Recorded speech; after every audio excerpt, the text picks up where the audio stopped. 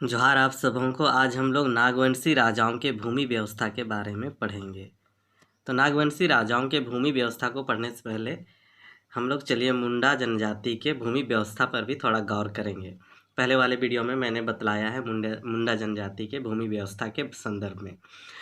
तो चलिए थोड़ा सा हम लोग इसको रिवाइज करते हैं। मुंडाओं के भू व्यवस्था में या प्रशासनिक व्यवस्था में सबसे निचले स्तर का अधिकारी हातू मुंडा होता था। हातू मतलब गांव, गांव का मुंडा, मुंडा मतलब प्रधान, गांव का प्रधान या मुखिया।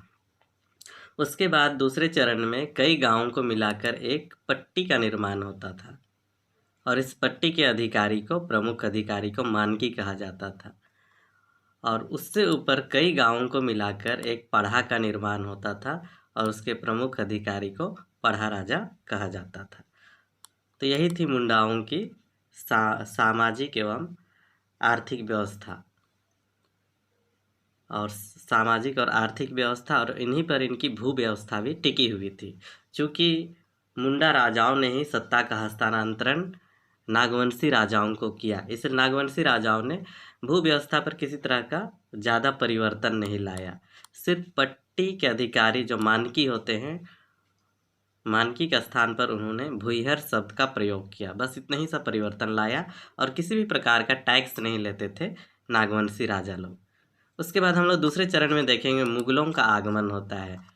नागवंशी राजाओं के बाद मुगल लोगों का आगमन होता है और मुगलों के आगमन 1584 से 1765 तक में यहाँ पर मुगलों का दबदबा रहता है छोटा नागपुर में। और ये मुगल लोग नागवंशी राजाओं से जबरन टैक्स लेते हैं, नजराना लेते हैं। और हमें पता है कि नागवंशी राजा लोग जनता से, यहाँ के जनजातियों से टैक्स नहीं लेते थे और खजाने से कितनी बार वे लोग ये नजराना देंगे। तो इस तरह राजा का खजाना खाली होता जा रहा था और नागवंशी राजाओं को मजबूरन जनता से टैक्स लेना पड़ा। और टैक्स लेने के लिए नागवंशी राजाओं ने ये जो होता है पट्टी का जो अधिकारी होता है भूइहर को टैक्स लेने का काम दिया। बस इसी वजह से इन्होंने इतना सा परिवर्तन लाया था। उसके बाद धीरे से पाढ़ा राजा का प्रभाव कम हो जाता है और पाढ़ा राजा का स्थान स्वयं नागवंशी राजाओं ने ले लिया उनके। उसके बाद में हम लोग देखेंगे चौथे चरण पर अंग्रेज़ों का आगमन होता है 1765 ईस्वी से 1947 तक, आज़ादी तक। और इस तरह देखेंगे हम लोग भू व्यवस्था में बहुत सारे परिवर्तन आते हैं और अंग्रेज़ों के आगमन आने से ये छोटा नागपुर बंगाल प्रांत का के अधीन में आ जाता है और ब्रिटिश इंडिया का एक भाग बन जाता है और देसी राजाओं का, देसी रियासत के राजाओं का प्रभाव यहाँ कम हो जाता है। और पाढ़ा मानकी मुंडा व्यवस्था बिल्कुल ही ख़त्म कर देते हैं अंग्रेज़ लोग। और अंग्रेज़ों ने टैक्स लेने के लिए एक कलेक्टर को नियुक्त किया यहाँ छोटा नागपुर में, हम लोग अभी डिटेल से देखेंगे। और वो कलेक्टर यहाँ के लोकल नागवंशी राजाओं को से टैक्स वसूल करवाते थे और इस तरह राजाओं ने ज़बरदस्ती जनता से टैक्स वसूलना आरंभ किया। और इसी का परिणाम स्वरूप बाद में फिर मुंडा जनजाति ने, यहाँ के संथाल जनजाति ने, यहाँ के उरांव ने एक विद्रोह किया अंग्रेजी सरकार के विरुद्ध। और विद्रोह का कारण यही था कि उनसे ज़बरदस्ती माल गुजारी लिया जा रहा था और उनकी भूमि पर कब्जा जमाया जा रहा था अंग्रेज़ों के द्वारा। फिर बाद में अंग्रेज़ों ने इस बात को समझा, फिर भू व्यवस्था का अध्ययन किया। उसके बाद उन्होंने यहाँ पर CNT और SPT एक्ट लागू किया। और CNT और SPT एक्ट बनाने से पहले एक कैथोलिक पादरी फादर हॉफमैन ने इनकी भू व्यवस्था का गहन अध्ययन किया और उन्होंने ही CNT और SPT एक्ट का प्रारूप या रूपरेखा तैयार किया और सरकार के समक्ष प्रस्तुत किया। तो इससे चलिए हम लोग शुरू करने से पहले हम लोग थोड़ा देख लेंगे कि मुंडाओं का इतिहास कैसा रहा था यहाँ छोटा नागपुर में। जैसे कि पहले मैंने बतलाया है पहले वाले वीडियो में कि मानकी मुंडा उरांव की मानकी मुंडा जनजातियों की प्रशासनिक व्यवस्था रही थी। और नागवंशियों के इतिहास में झारखंड में मुंडा जनजाति करीब 2000 वर्षों से भी पहले से यहाँ निवास करते आ रही है। और कहा जाता है इन्होंने असुरों को पराजित किया था और अपनी शासन व्यवस्था स्थापित की थी।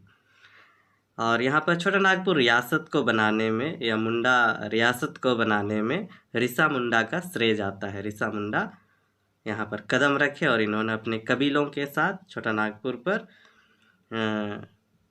एक रियासत की स्थापना की, जिस नागखंड कहते हैं, जिससे उस समय में नागखंड कहा जाता था। और इस नागखंड की राजधानी सुतियम्बे थी। इस तरह ऋषा मुंडा ने मुंडा राज्य की स्थापना की यहाँ पर, या छोटा नागपुर रियासत की स्थापना की। और स्थापना के बाद सुतिया पहान या सुतिया मुंडा को अपना प्रधान शासक नियुक्त किया, मुंडाओं का अगुआ नियुक्त किया। और इसी के नाम से सुतिया मुंडा के ही नाम से उस गांव का नाम जहां पर इन्होंने राजधानी बनाई वो सुतियम्बे पड़ा। और इनकी राजधानी को सुतियम्बे कहते हैं। या पिठोरिया पर स्थित है, रांची से करीब 15 किलोमीटर दूर पतरातू में। इन्होंने अपने राज्य को 21 परगनों में विभाजित किया। ये परगना इनकी प्रशासनिक इकाई थी। मुंडा राज्य में संपूर्ण छोटा नागपुर को 7 गढ़ों में विभाजित किया था। मुंडाओं ने संपूर्ण छोटा नागपुर को 7 गढ़ों में विभाजित किया था। इसमें प्रमुख थे लोहागढ़, जिसे लोहरदगा कहते हैं, पालूनगढ़, पलामू जो आज वर्तमान पलामू है, हजारीबाग का गढ़, सिंहगढ़, सिंहभूम, मानगढ़, मानभूम, सुरगुजगढ़, सुरगुजा जो आज छत्तीसगढ़ में है, और केसलगढ़। तो ये इनके 7 प्रमुख गढ़ थे जहाँ से अपनी शासन व्यवस्था संचालित करते थे। राज्य का आकार बड़ा होने के कारण बाद में यह ज़्यादा दिनों तक अस्थायी रूप से नहीं चल सका और रांची के कुछ एरिया तक ही ये सीमित रह गया। और मुंडाओं का अंतिम शासक मदरा मुंडा था। यह प्रश्न आता है, मुंडाओं का अंतिम शासक कौन था? मदरा मुंडा था। और मुंडाओं का छोटा नागपुर या मुंडा राज्य का संस्थापक कौन था? तो आपका जवाब होना चाहिए ऋषा मुंडा। और अंतिम शासक था मदरा मुंडा। बीच में कितने शासक थे इसकी कोई निश्चित जानकारी हमें प्राप्त नहीं होती है।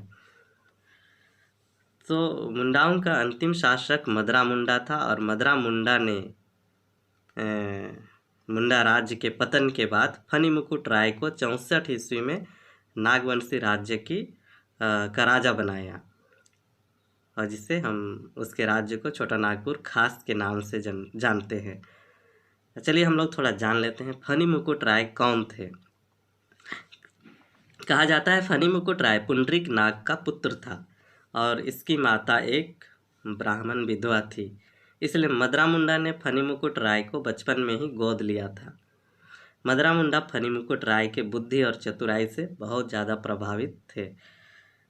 जैसे ही लड़का बड़ा होता गया, सन 84 ईस्वी में मदरा मुंडा ने अपने पुत्रों एवं भतीजों को राजा ना बनाकर फनी मुकुट राय को, जो एक गोद लिया हुआ पुत्र था, उसको राजा बनाया। और इस बात के लिए मदरा मुंडा ने विभिन्न प्रांतों के जो मानकी मुंडा या पढ़ा राजा होते थे उनको मनवा लिया कि हमारा या उनका अगला राजा फनी मुकुट राय ही होगा। इस तरह मदरा मुंडा ने अपने बेटों एवं भतीजों को राजा ना बनाकर फनी मुकुट राय को राजा बनाया। राजा बनते ही फनी मुकुट राय ने मुंडा साम्राज्य का थोड़ा हिंदूकरण करना आरंभ कर दिया। इन्होंने सुतियम्बे में सूर्य मंदिर का निर्माण कराया, जो आज भी देखने को मिलेगा टूटे फूटे अवस्था में। और इनकी देखा देखी कई मुंडा लोगों ने जनेऊ धारण भी करना आरंभ किया। फनी मुकुट राय ने दूसरे राज्य के हिंदू राजकुमारियों से विवाह किया और फनी मुकुट राय ने भारी संख्या में राजपूतों, ब्राह्मणों एवं बनियों को अपने राज्य में बुलाया, उन्हें आमंत्रित किया, यहाँ रहने के लिए बसाया, आश्रय दिया और कई उपराजधानियाँ बनाई और राजपूतों को अपना सेनापति बनाया और अपना प्रधान दीवान एक ब्राह्मण व्यक्ति को बनाते हैं जिसका नाम भावराय श्रीवास्तव था। इस तरह हम देखते हैं फनी मुकुट राय ने बाहरी लोगों को झारखंड में आश्रय दिया और कई उपराजधानियाँ बनाई एवं जमींदारी प्रथा स्थापित की। मैंने बतलाया है जमींदारी प्रथा स्थापित करने के पीछे कारण था कि मुगलों को उन्हें सालाना टैक्स देना पड़ता था। इस तरह सत्ता मुंडाओं के हाथ से निकल गई और सत्ता का हस्तांतरण को हम मुद्रा मुंडा की बहुत बड़ी भूल मान सकते हैं, अदूरदर्शिता भी से मान सकते हैं। उसके बाद फनी मुकुट राय के बाद मदन राय तथा प्रताप राय शासक बने। फनी मुकुट राय ने थोड़ी सी भू व्यवस्था में बदलाव लाने के बाद मुंडाओं की जो भूमि व्यवस्था थी, कर व्यवस्था थी, अन्य परंपराओं को बिल्कुल बरकरार रखा था। किसी भी तरह का ज़्यादा परिवर्तन उन्होंने नहीं लाया। हातू मुंडा जो गांव का प्रधान होता था, जिसे गांव का प्रधान मुंडा कहते थे, कई गांवों को समूह को मिलाकर हमने बताया एक पट्टी बनता था और पट्टियों के प्रधान को मानकी कहा जाता था, और कई पट्टियों को मिलाकर एक पढ़ा बनता था, इसके प्रधान व्यक्ति को पढ़ा कहा जाता था। तो नागवंशियों ने पट्टी के पद को समाप्त कर दिया, ये पट्टी के पद को समाप्त कर दिया। और पट्टी के पद को समाप्त करने के बाद यहाँ पर एक नया टर्म यूज किया, मानकी के पद को समाप्त किया और मानकी के स्थान पर एक नया शब्द लगाया जिसे भूइहर कहने लगे। अब मानकी लोग भूइहर कहलाने लगे और इन्हीं लोगों के द्वारा राजा, नागवंशी राजा लोग प्रजा से टैक्स वसूलवाते थे। प्रथम शताब्दी से 16वीं शताब्दी तक नागवंशी राजाओं ने इससे ज़्यादा कुछ भी परिवर्तन 16वीं शताब्दी तक नहीं लाया। तो प्रथम शताब्दी से लेकर 16वीं शताब्दी तक किसी भी तरह का परिवर्तन इन्होंने शासन व्यवस्था में नहीं लाया। अब देखते हैं हम लोग मुगलों के आगमन होने पर किस प्रकार का बहुत सारा भू व्यवस्था पे एक बदलाव आता है और मुगल लोग इनसे जबरन नजराना लेते हैं, टैक्स लेते हैं। तो 1550 ईस्वी मुगलों ने छोटा नागपुर पर आक्रमण किया। मुगल शासक अकबर ने अपने सेनापति शहबाज खां को यहाँ आक्रमण करने के लिए भेजा। उन दिनों छोटा नागपुर का राजा मधुकर शाह था और यहाँ पर मधुकर शाह राजा हुआ करते थे। युद्ध में मुगलों ने मधुकर शाह को बुरी तरह पराजित किया और इस तरह मधुकर शाह को मुगलों की अधीनता स्वीकार करनी पड़ी। नागवंशी राजा ने मुगलों को वार्षिक नजराना देना या माल गुजारी देने का काम कबूल कर लिया और इस तरह प्रति वर्ष नागवंशी राजाओं ने मुगलों को वार्षिक नजराना देना कबूल कर लिया। हर बार राजा अपने खजाने से मुगलों को टैक्स या नजराना देते थे और चूंकि ये लोग जनता से टैक्स नहीं लेते थे, इसलिए इन्हें अपने राजसी खजाने से बार बार नजराना देने में इन्हें दिक्कत होने लगी और खजाना खाली होने लगा, क्योंकि नागवंशी राजाओं ने अपनी प्रजा से कभी जबरन टैक्स नहीं लिया था। इसके पीछे भी एक कारण था, क्योंकि मुंडाओं ने ही नागवंशियों को राजा बनाया था, इसी वजह से वे लोग टैक्स नहीं लेते थे। अब चलिए देखते हैं मधुकर शाह के बाद उसका बेटा दुर्जन शाह या दुर्जन शाह भी कहते हैं, छोटा नागपुर का राजा बना और ये लोग नियमित रूप से मुगलों को टैक्स नहीं देते थे, जिसकी वजह से मुगल लोग इन्हें बार बार याद दिलाते थे, इन पर आक्रमण करते थे और प्रति वर्ष नियमित रूप से टैक्स ना देने के आरोप में दुर्जन शाह को जहांगीर ने कैद करवा लिया। बादशाह जहांगीर ने कैद करवा लिया और ग्वालियर जेल भेज दिया मध्य प्रदेश में। 1616 ईस्वी से 1627 ईस्वी तक ये ग्वालियर के जेल में रहे। कौन रहे? दुर्जन शाह, जो मधुकर शाह के बेटे थे, अर्थात 12 वर्षों तक इन्होंने वहाँ ग्वालियर में जेल का हवा खाया।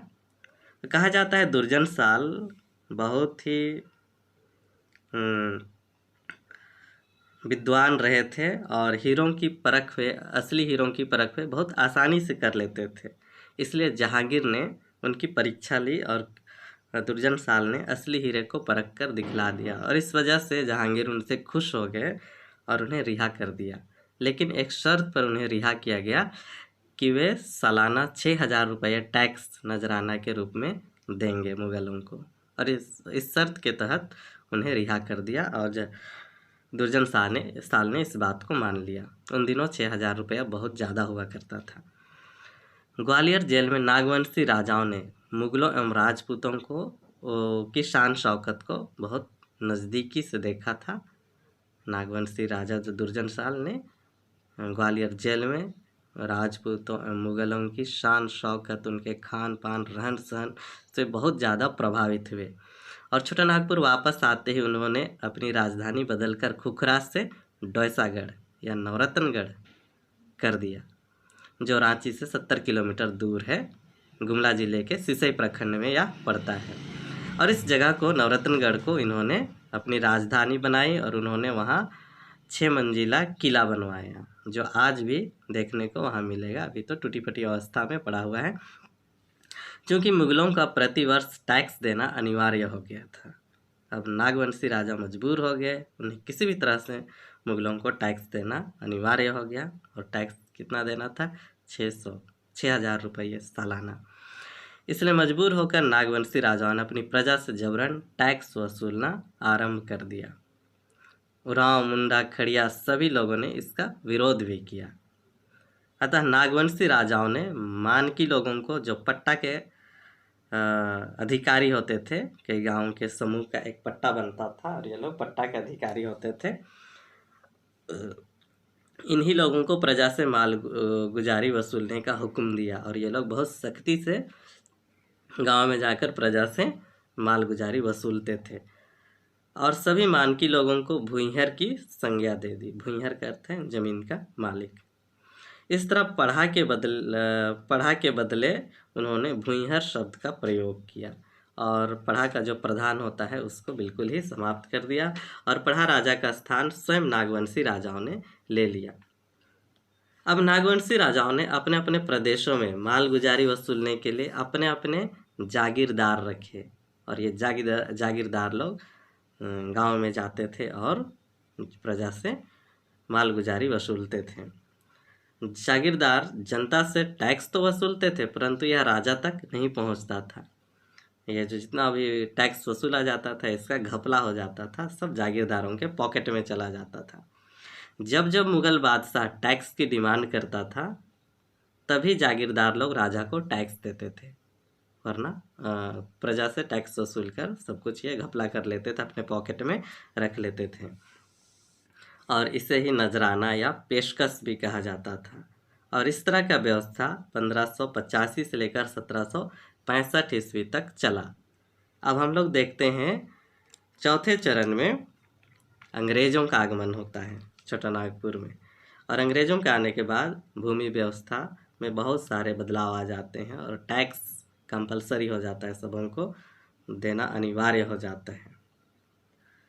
तो इस तरह देखते हैं मुगलों के बाद छोटा नागपुर में अंग्रेज़ों ने अपना धाक जमाना आरंभ कर दिया और 1764 ईस्वी में अंग्रेज़ों और मुगलों के बीच बक्सर का युद्ध हुआ और बक्सर के युद्ध में मुगल लोग हार गए।